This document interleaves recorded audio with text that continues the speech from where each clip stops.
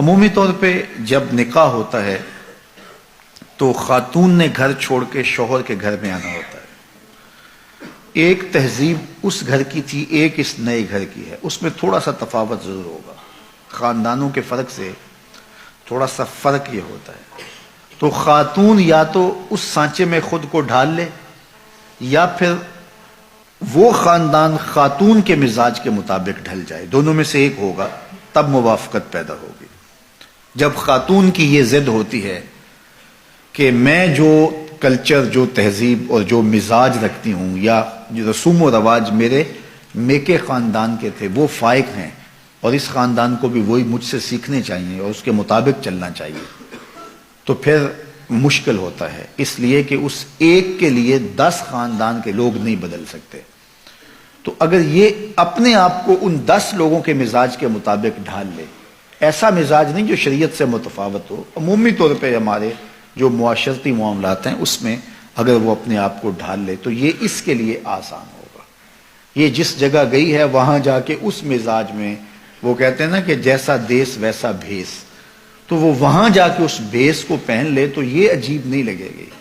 لیکن وہ اس پورے گاؤں کے اندر سے ایک خاندان اس بھیس کو اختیار کرے جو یہ لے کر کے آئی ہے تو وہ اپنے خاندان کے اندر بھی عجیب لگیں گے، اور جو ہے وہ بالخصوص کہیں گے کہ بس یہ تو اس خاتون نے ان کو اپنے نرغے میں لے لیا۔ تو جو شریعت بیضاء کا مزاج ہے اس میں اچھی چیزیں اس خاندان میں آہستہ آہستہ منتقل کر دی جائیں، یہ تو ایک خیر کی بات ہے، لیکن عمومی رویے جو رواج کی حد تک ہیں اور شریعت سے متصادم نہیں ہیں وہ خاتون کو ہی بدلنا ہوگا۔ اور جب خاتون اس بات کی ضد کرتی ہے کہ میرے مزاج کے سانچے میں یہ ڈلیں تو پھر تناؤ پیدا ہو جاتا ہے اور الجھاؤ پیدا ہوتا ہے، اور یہ الجھاؤ بالآخر طلاق تک جا پہنچتا ہے۔ تو اس چیز کا خاتون کو بالخصوص خیال رکھنا چاہیے۔ خاوند کو اندھیرے میں رکھنے کی وجہ سے بھی باہم تناؤ پیدا ہوتے ہیں۔ بعض خواتین بہت چالاک بننے کی کوشش کرتی ہیں اور بہت سارے چھوٹے چھوٹے امور میں گھر کے اخراجات اور دیگر معاملات سے لے کر کے جو ہے وہ خاندان کے دیگر امور تک اپنے خاوند کو اندھیرے میں رکھنے کی کوشش میں لگی رہتی ہیں۔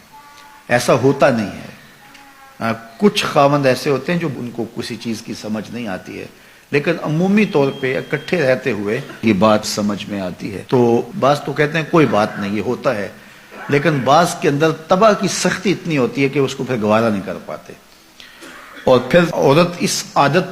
سے مجبور ہو کر پھر دوبارہ اسی کام پہ آتی ہے، اور پھر آہستہ آہستہ یہ اختلاف بڑھ جاتے ہیں اور کس دن طلاق تک بھی نوبت پہنچ جاتی ہے۔ اس لیے عورت کو کوئی ضرورت نہیں ہے کہ اپنے شوہر کو اندھیرے میں رکھے۔ شوہر اس کو جتنی اجازت دیتا ہے، جتنا آگے بڑھنے کی، اخراجات کے حوالے سے، رشتہ داروں کے ساتھ معاملت کے حوالے سے، اور دیگر جو ہے وہ معاشرتی تعلقات کے حوالے سے، بیوی کو اتنا ہی آگے بڑھنا چاہیے اور شوہر کی مرضی، مشاورت اور رضا کے مطابق ہونا چاہیے۔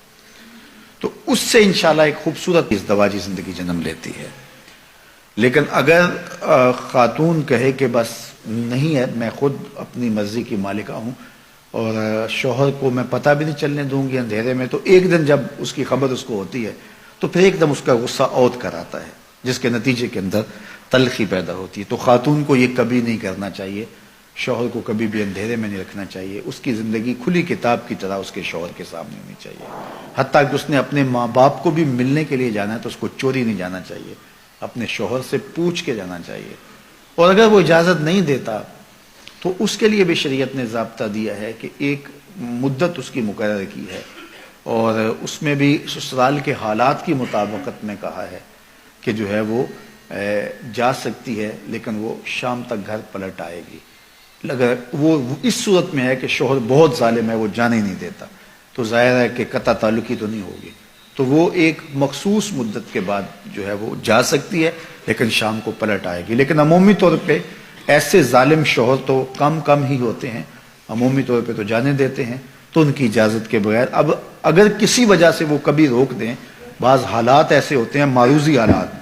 تو پھر بیوی کو رک جانا ہی اس کے لیے عافیت ہوتی ہے۔ آج کل تو دیگر ذرائع سے حال احوال جو ہے وہ میکے کے معلوم ہوتے رہتے ہیں، تو اس لیے یہ کہنا کہ بس تم مجھے روک نہیں سکتے ہو تو میں جاؤں گی، تو یہ چڑ اور ضد پیدا ہوتی ہے اس سے، اور جس سے جو ہے وہ دوری پیدا